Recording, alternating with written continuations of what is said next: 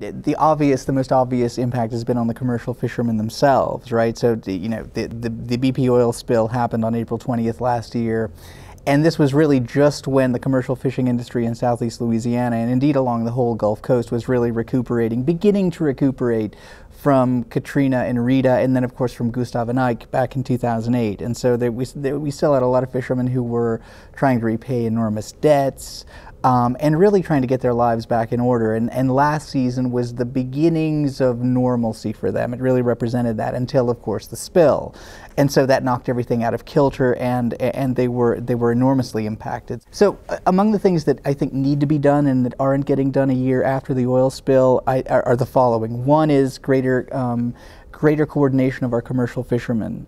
They have not really ever in the state had a huge amount of political influence.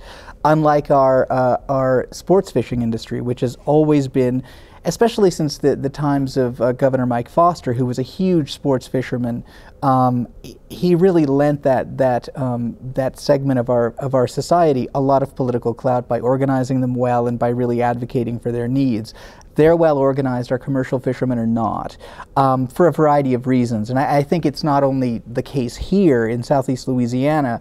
I think it has a lot to do with the commercial fishing mentality. Commercial fishers are proudly independent, and also some negative things as well. I mean, they tend to separate themselves on the basis of race, ethnicity, language. So you have a multitude of very tiny fishermen's associations that never seem to make a whole lot of headway. And I think we need to get beyond a lot of these differences and really bring them together.